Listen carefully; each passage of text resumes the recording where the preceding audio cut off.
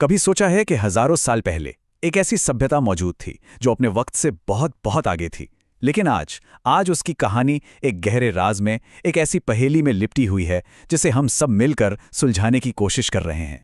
तो चलिए आज इसी रहस्यमयी दुनिया में गोता लगाते हैं। आज हम बात करेंगे भारत की पहली महान शहरी सभ्यता, हड़प्पा सभ्यता की। तो ये कहानी एक तरह से एक जासूसी कहानी है। इसकी शुरुआत होती है एक खोई हुई दुनिया की खोज से। एक ऐसी दुनिया जो सदियों, हजारों सालों तक हमारी नजरों से ओझल, जमीन के नीचे दफन थी। तो सवाल उठता है कि यह हड़प्पा सभ्यता थी क्या चीज? देखिए, यह भारत की पहली शहरी सभ्यता थी। ये आज से लगभग 4,500 साल पहले 2600 ईसा पूर्व के आसपास अपने चरम पर थी। और ये कोई छोटी मोटी बस्ती नहीं थी, बल्कि मिस्र और मेसोपोटामिया जैसी बड़ी बड़ी सभ्यताओं की हम उम्र थी। उन्हीं के साथ फल फूल रही थी। और यहीं पर कहानी में सबसे बड़ा ट्विस्ट आता है। हम इन लोगों के बारे में जो भी जानते हैं ना, वो सब सिर्फ खुदाई से मिली चीजों से पता चला है। उनके शहर, उनके बर्तन, उनके औजार। ऐसा क्यों? क्योंकि हम उनकी भाषा पढ़ ही नहीं सकते। उनकी लिपि, उनकी लिखावट आज भी हमारे लिए एक अनसुलझी पहेली है। सोचिए। तो चलिए अब उन शहरों की कहानी जानते हैं। आखिर कैसे ये गुमनाम शहर अचानक दुनिया के सामने आ गए। देखिए, ये सभ्यता कोई एक दिन में खड़ी नहीं हो गई। इसका सफर 3 हिस्सों में देखा जा सकता है। एक शुरुआती दौर था जब छोटे छोटे गांव बस रहे थे। फिर आया इसका सुनहरा दौर, मैच्योर फेज, जब जबरदस्त शहर बने, व्यापार अपने चरम पर था। और फिर एक आखिरी दौर आया जब ये शहर धीरे धीरे वीरान होने लगे और सभ्यता पतन की ओर चली गई। अच्छा, एक बात और, हो सकता है आपने इसका नाम सिंधु घाटी सभ्यता या इंडस वैली सिविलाइजेशन सुना हो। ये नाम इसलिए पड़ा क्योंकि शुरुआत में जो शहर मिले वो सिंधु नदी के पास थे। लेकिन अब ज्यादातर स्कॉलर्स इसे हड़प्पा सभ्यता कहना पसंद करते हैं। क्यों? क्योंकि हड़प्पा वो सबसे पहली साइट थी जिसकी खोज हुई। और अब हमें पता है कि ये सभ्यता सिंधु घाटी से कई ज्यादा बड़े इलाके में फैली हुई थी। अब आते हैं हड़प्पा की दुनिया के सबसे कमाल के, सबसे हैरान कर देने वाले हिस्से पर, उनके शहर, उनके प्राचीन महानगर। अगर हड़प्पा के लोगों की कोई एक चीज है जो उन्हें सबसे अलग बनाती है, तो वो है उनकी अर्बन प्लानिंग, मतलब उनके शहर बनाने का तरीका। और हम किसी मामूली शहर की बात नहीं कर रहे हैं। इनकी प्लानिंग इतनी जबरदस्त थी कि आज के जमाने में भी सोचना मुश्किल है। ये देखिए जरा, ये मोहनजोदाड़ो का मशहूर ग्रेट बाथ है। ये कोई आम स्विमिंग पूल नहीं था। ये उनकी इंजीनियरिंग और आर्किटेक्चर का एक शानदार नमूना है। ऐसा माना जाता है कि इसका इस्तेमाल किसी बड़े धार्मिक अनुष्ठान के लिए होता होगा। उनकी प्लानिंग का लेवल देखिए। शहर 2 हिस्सों में बटे होते थे।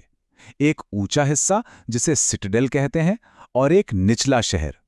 सड़कें एकदम सीधी, एक ग्रिड पैटर्न में, जो एक दूसरे को 90 डिग्री पर काटती थी। ठीक वैसे ही जैसे आज के मॉडर्न शहर होते हैं। और उनका ड्रेनेज सिस्टम कमाल का था। ढकी हुई नालियां, मैनहोल, आज से 4,500 साल पहले। ये सच में हैरान करने वाला है। और उनकी इंजीनियरिंग सिर्फ घरों और सड़कों तक ही नहीं थी। ये जो आप देख रहे हैं, ये गुजरात के लोथल में मिला एक डॉकयार्ड है, मतलब जहाज़ों के रुकने की जगह। ये इस बात का पक्का सबूत है कि वो लोग समंदर के रास्ते मेसोपोटामिया जैसी दूर दराज की सभ्यताओं से व्यापार करते थे। तो शहर तो एकदम लाजवाब थे, ये तो साफ है। पर इन शहरों में लोग रहते कैसे थे? उनका जीवन कैसा था? चलिए अब थोड़ा उनकी जिंदगी और उनके हुनर के बारे में जानते हैं। सबसे पहले तो वो कमाल के किसान थे। गेहूं, जौ तो उगाते ही थे। पर एक मजेदार बात यह है कि वो दुनिया के पहले लोगों में से थे जिन्होंने कपास यानी कॉटन की खेती शुरू की। वो सोना, चांदी, तांबा, इन सब धातुओं को इस्तेमाल करना जानते थे, लेकिन लोहे का इस्तेमाल उन्हें नहीं पता था। इसके अलावा वो जबरदस्त कारीगर भी थे। सुंदर सुंदर मनके, मिट्टी के बर्तन और भी बहुत कुछ बनाते थे। उनकी कला के ये 2 नमूने देखिए। एक तरफ है प्रीस्ट किंग की ये पत्थर की मूर्ति, एकदम शांत, ध्यान में लीन। और दूसरी तरफ है कांसे से बनी ये डांसिंग गर्ल की मूर्ति, जिसमें गजब की एनर्जी और मूवमेंट है। एक ही जगह से मिली ये 2 कलाकृतियां दिखाती हैं कि उनकी आर्ट कितनी विविध थी। और ऐसा नहीं है कि वो सिर्फ बड़ी बड़ी मूर्तियां ही बनाते थे। ये देखिए, मिट्टी की बनी एक छोटी सी खिलौना गाड़ी। ये हमें उस जमाने की रोजमर्रा की जिंदगी की एक बहुत प्यारी झलक देती है। शायद उनके बच्चे भी ऐसे ही खिलौनों से खेलते होंगे, है ना? अब एक नंबर पर ध्यान दीजिए, 2000 से भी ज्यादा। ये क्या है? ये हैं उन मोहरों यानी सील्स की संख्या जो हमें खुदाई में मिली हैं।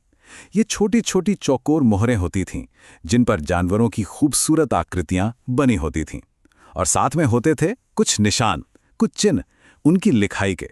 और यही चिन्ह हमें वापस कहानी के सबसे बड़े रहस्य की तरफ ले जाते हैं। तो अब हम आ गए हैं इस कहानी के सबसे बड़े अनसुलझे सवाल पर। पहला सवाल, आखिर इतनी एडवांस्ड, इतनी तरक्की कर चुकी सभ्यता खत्म कैसे हो गई? गायब कैसे हो गई? क्या कोई बाढ़ आई थी? क्या जलवायु परिवर्तन इसका कारण बना? सच तो ये है कि आज तक कोई भी पक्के तौर पर नहीं कह सकता। लेकिन उनके पतन से भी एक बड़ा रहस्य है, एक ऐसी पहेली जो आज भी दुनिया के बड़े बड़े एक्सपर्ट्स के लिए एक चुनौती बनी हुई है। और वो पहेली है उनकी लिखाई, उनकी लिपि। ये वो हजारों निशान हैं जो हमें उनकी मोहरों पर, बर्तनों पर मिलते हैं, पर इनका मतलब क्या है ये आज तक कोई नहीं जान पाया है। ये एक खामोश जुबान है जो अपनी कहानी सुनाने का इंतजार कर रही है। और जिस दिन हमने इसे पढ़ लिया, उस दिन शायद हड़प्पा की एक खोई हुई दुनिया खुद अपनी कहानी हमें सुनाएगी।